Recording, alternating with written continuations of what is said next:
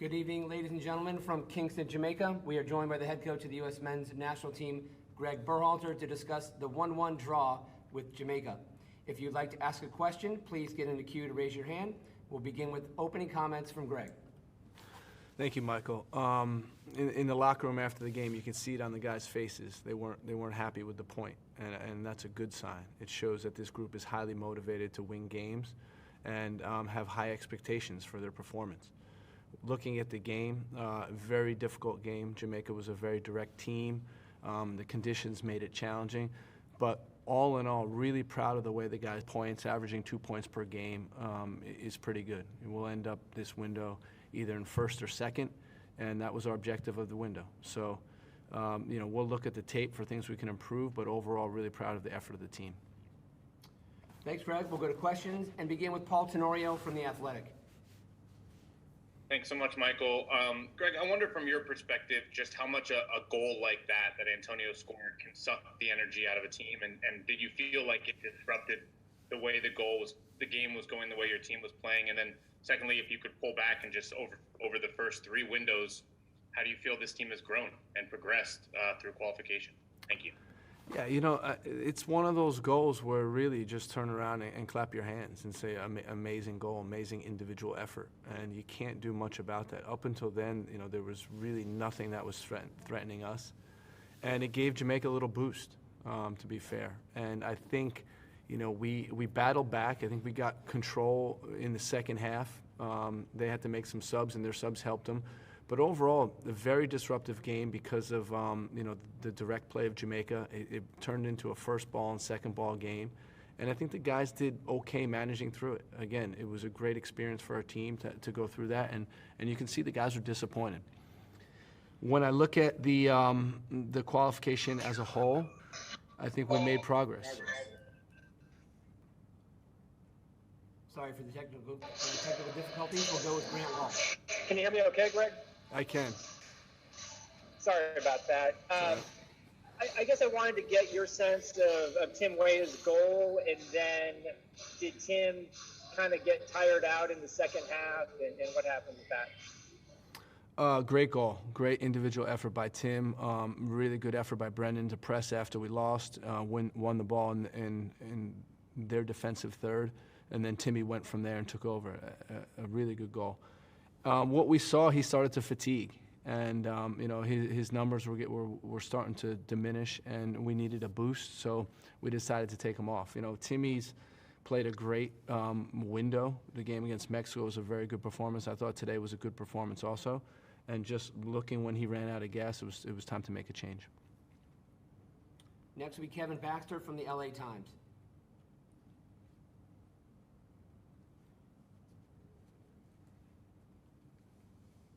Sorry about that. Hey, Greg, thanks for your time. Hey, Kevin. You have a little bit of a break now, 2 months. Guys probably need that to refresh and everything, but what are you telling them going into this break? I know it was a disappointing result today, but when you look at where you are, is there positives that they're going to take with them into the break? Is there frustration? How do you handle that? Thank you. No, listen, we're not looking at it as a disappointing result. We're looking at it as a good result.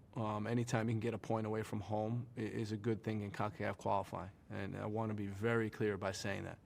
I think, for the guys to have their heads down because we wanted more is completely natural, but this is a point that we'll absolutely take on the road.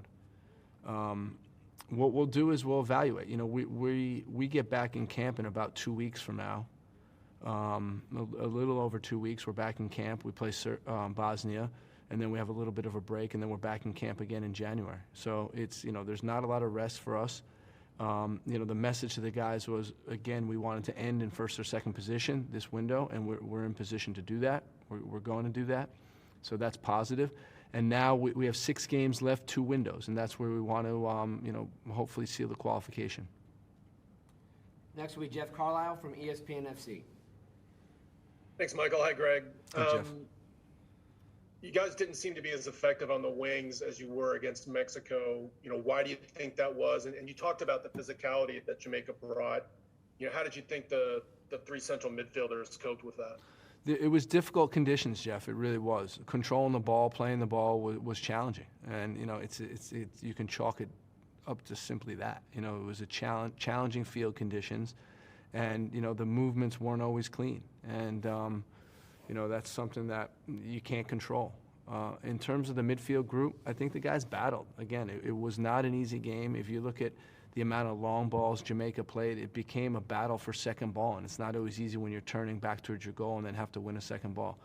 But there was a moment in the second half where we started to get much better control of the game, really moving them around and tiring them out, and a lot of that had to do with our midfield and their effectiveness. Next will be Ron Blum from the Associated Press. Hi, Greg. When you saw the disallowed goal in the 87th minute, do you wonder, like, especially on the road, if you get that call so many times? I mean, he called it really early, so I was pretty, you know, it seemed like he was pretty confident of the call. And, you know, it's, you know, we've had this referee 3 times already. I think he's a good referee. I thought, you know, there was a couple hard challenges today that, you know, I think maybe yellow is the right thing, perhaps maybe red on one of them. But, you know, it's difficult. It really is difficult. And, you know, he called the whistle, he blew the whistle early, and that was a relief. Next will be Stephen Goff from the Washington Post. What do you like about where this team is headed? You've talked a lot about growing and learning and building and responding or trying to build momentum after a good victory, such as the other day. What do you think? I think we're on the right track. You know, we're basically, you know, having to get the guys experience on the fly. You know, we're playing an Olympic age team. You know, the average age again was Olympic eligible. You know, 22.3 maybe. And, you know, it's really learning as you go. And the guys have done a great job adapting to that. You know, we've had very strong home performances. We've gotten 5 points on the road already in 4 games. And, you know, we're on the right track. We'll use the spring of 22, the winter and spring of 22 to hopefully get qualification. But the guys have been great. You know, when I look at the year, Stephen, 21 in general, 2021, you know, we lifted 2 trophies. We're in position where we want to be in World Cup qualifying. We've won 16 games already. You know, the guys have done a great job. It's all down to them and their commitment to the program. 2 points of information. The average age for tonight's lineup, 22 years, 341 days. The USMNT's second youngest starting 11 in World Cup qualifying, coming after the lineup that began in the 2-1 win against Costa Rica, which was 22 years, 61 days. The 16 wins in the calendar year ties the most in U.S. men's national team history with the record in 2013. Next, we'll go to Sam Stejskal. Thank you, Michael. Thanks, Greg. Yes, Greg, yesterday you said that the Christian decision was up in the air in terms of whether or not he was going to be in the 11 or not. What went into the decision to not start him and bring him off the bench? He wasn't ready. He wasn't ready to start the game. And, you know, there was a little bit of gamesmanship yesterday, obviously, with Jamaica and, you know, them having to prepare, not prepared. But he's working his way back, man. And, you know, we wanted to be careful with him in this window. We want to take the big picture into consideration. And, you know, he's doing well. And we want to continue that trend to get him back to full fitness. Next will be Doug McIntyre from Fox. Thanks, Michael. Hi, Greg. I just want to go back to Paul Tenorio's second question. You know, just looking back at the first 3 windows and your sort of assessment overall. Thank you. Yeah, you know, the first window was a major learning experience for us in terms of how to mentally prepare for these 3 games and get through the travel and, you know, the whole everything. We needed that window, and we got 5 points, went undefeated, but we dipped below 2 points per game. And then the next 2 windows, you know, we maintained the 2 points per game ratio, and that's pretty good. That's pretty good, man. When you think about the youth of this group, the inexperience of this group in CONCACAF qualifying, you know, we're on the right track. And you know, I was just thinking about it on the way home. You don't often get where, you know, you're in a qualifying competition and in one venue, you know, it's freezing cold, and the next venue is tropical climate. You know, this, like, most continents when they have qualifying, the weather's consistent. So we're going through a lot here, man, and we're learning on the fly, and the guys have done a good job of that. We'll take our position right now and focus on 2022. Next will be Daniel Nora from Univision. Thank you, Michael. Greg, if you have to pick a word to describe these first 8 games in the road to Qatar, what it will be and why? Oh, Daniel, it's such hard questions, man. It's post-game here. You should give me some easy ones. What word would I pick? I think resilient is a really good word. The guys have, a lot of these guys are logging big miles to get into camp. There's ups and downs of qualifying. We talk about the roller coaster that it is, but we just kept slowly and steadily climbing. Been happy with most of the home performances, or the late home performances. We've done really well. Our road record is pretty much like expected. We would have loved to have that 1 point in Panama, but we've been resilient, and this group has character, and it's a really fun group to work with, and we're on the right track. Next will be Henry Bushnell from Yahoo. Yeah, hey Michael, hey Greg, thanks Michael. Greg, you mentioned the field earlier. I was just wondering, is that something that you anticipate and kind of factor in when you devise a game plan for an away match like this? Or is it something that you feel you kind of just really have to adjust to on the fly and see how the ball is moving and how the players are handling it? Well, the conditions change, right? As you're playing on that field more, it turns and it gets really choppy, and then you have to, try to get the ball out of tight areas. It becomes challenging. You saw it today. Our passing percentage was down a good bit. Jamaica's was extremely low in the game. So it's just the conditions. Both teams had to deal with it, and we chose slightly different ways to go about it. We wanted to keep the ball on the ground, move the ball side to side, and get behind them. And Jamaica chose to play very direct and relied on first balls and second balls. And I got to say, Chris Richards and Walker did a really good job dealing with Antonio and what came their way. And the entire back line, it was not an easy game with that volume of long balls. Next will be Michael DeCourcy from Sporting News. Yeah, you've talked, Greg, several times about the field. It seemed as if Eunice had a lot of trouble with that in particular. Yeah. Was that a factor for him, why he didn't drive the ball forward as much as he did on Friday night in Cincy? I think so. Eunice was a little bit under the weather. He came down with strep throat, and we could tell that was taking a toll on him. We weren't sure exactly when to take him out of the game. We were thinking about halftime. But, again, I don't want this to be, Michael, I don't want this to be about the field. I really don't. It was the same for both teams.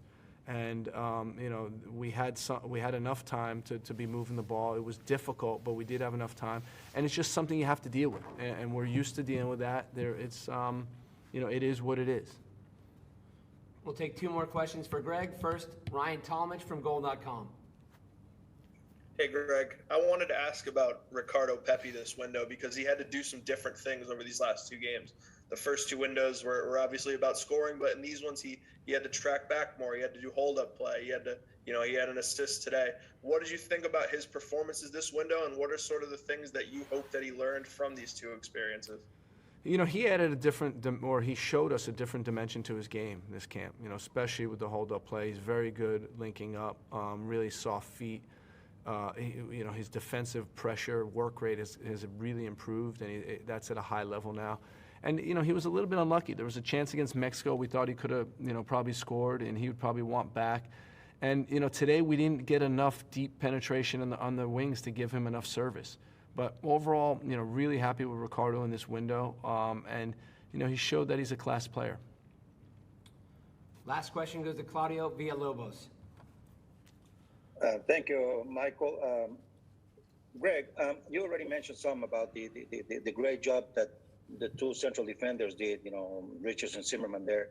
I was just curious, could you elaborate on how difficult it is for many of us who actually never faced a guy like Antonio to actually take advantage on him, he's a great player. I mean, look at the goal he scores. But, really, between Zimmerman and Richards, they pretty much took care of him.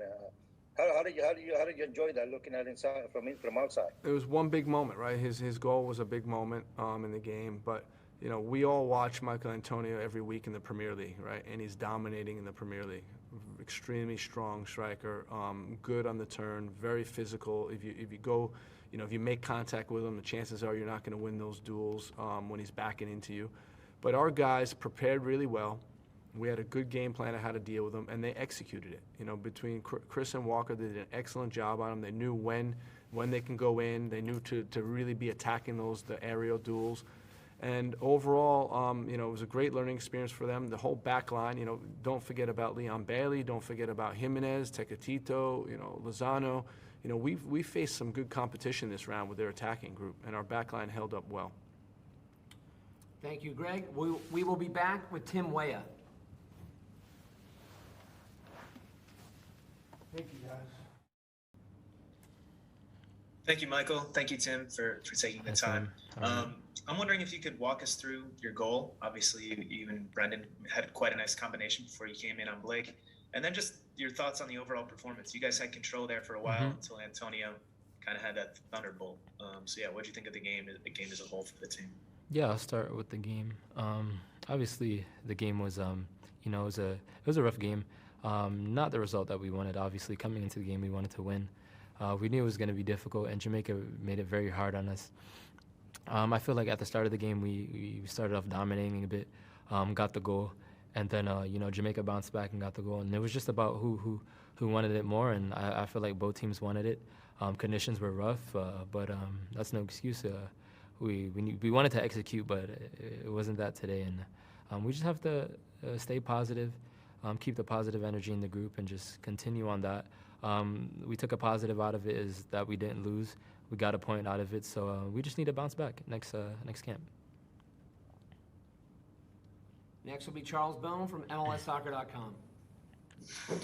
And Tim, I know the conditions are difficult, as you mentioned, and there's a lot riding on these games, but what's your, I guess, message to fans who want to see, after a game like Mexico, see an opponent like Mexico get swept aside? I mean, do you think there's something different you could have done? Is it just a question of surviving this?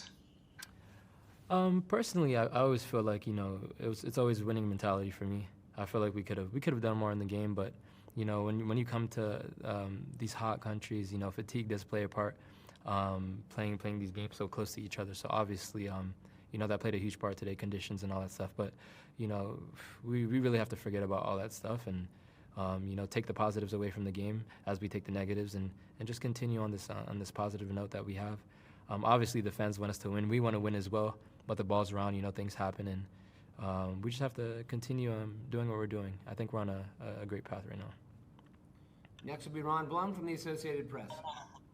Hi, Tim. Coming in at an extreme angle like that, what is the difficulty of getting that shot on target most of the time? Most of the time it's really difficult. Obviously, because I'm right-footed, my natural instinct is to, you know, cut in and shoot and hit it with my right foot. But, you know, Pepe played it back to me, an amazing pass, an amazing connection from me and Pepe, 1-2. I saw the defender. I saw De Cordova Reed pass in front of me, and I got the ball on my left foot, and I just knew that I had to take my opportunity and, you know, shot the ball across the goal. And, you know, it went in, fortunately for us, and, you know, I'm really happy to contribute to the team. Next will be Daniel Nora from Univision. Thank you, Michael. Hi, Tim. Congrats on the goal. Thank you. I want to ask you, why do you think the team show a lack of response after the first goal of Jamaica? I don't think we necessarily didn't show a lack of response after the goal of Jamaica. I just feel like, you know, where we were at, we just needed to just push a little bit more. Obviously, like I said before, you know, conditions were rough. You know, we're running on fatigue, but that's no excuse. But, you know, things happen, and I feel like it was just one of those games. We didn't lose. That's a positive that we take from it. We got the tie. We got the extra point. So I think we're in a good place, and, you know, we just have to bounce back in the next games. And, you know, I'm happy for where we're at right now. Next will be Paul Tenorio. Thanks so much, Michael, and thanks, Tim. Appreciate it, man. Congrats on the goal. Thank you. As you said, you guys wanted to win. And I wonder, now going through 3 different windows in CONCACAF, kind of experiencing different atmospheres, different environments, the challenges of being on the road, how you feel you guys have kind of grown and adapted, and and maybe how your own expectations for what you guys are capable of has changed over these first 8 games of qualification. Thank you. Honestly, I think we're growing. You know, each camp that we come in, the games that we play, you know, we grow. Obviously, like you saw last time we went away to Panama, similar conditions, you know, and we lost. And this time we came out with a tie. So it's definitely a positive to take away from that. Away games are super hard, but I feel like, you know, the boys are doing well. I'm happy. I'm at a happy place. I'm confident when I'm in here. I'm enjoying my football here, and you know, we just have to continue bouncing off of the positive energy that we have, and you know, I think you know, consistency will come. You know, we're all super young, so it's all a learning experience, and you know, I'm happy with where we're at right now. Next will be Emily Olson from USA Today. Thank you, Michael. Tim, you talked a little bit about it after Mexico, and whether FIFA gives it to you or not, let's say the Costa Rica goal counts. So you have 2 goals and an assist since your Panama performance. How would you assess, you know, what you were able to learn from a down performance and change how you perform the next 3 games? And in addition to that, how much did you think about or take away the information from that October window to apply it to this one? Obviously, in the October window, you know, coming back, joining the squad, it was my first away game. It was a bit of a shock. Obviously, it wasn't the easiest game. It was one of those games where you have to fight till the end, and you know, it was a rough game. But you know, I just got back into training the next day with the boys, and you know, coach helped me immensely, and you know, just put me back on the right track. And you know, to be honest, I've just the energy that I get from the boys is amazing each time I come into camp, and just being with them is a blessing. So you know, it just shows on the field. We have really good connections. You know, personally, I'm playing very well, and I'm happy that I can even contribute to goals and assists.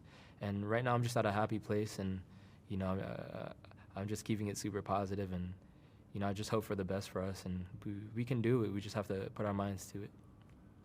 2 more questions for Tim. We'll start with Ryan Talmadge from Goal.com. Hey, Tim, you talk about confidence and being in a happy place and just being in that zone. And that's especially important when you're an attacker, because it gives you reason to just try things, and things just seem to kind of work out.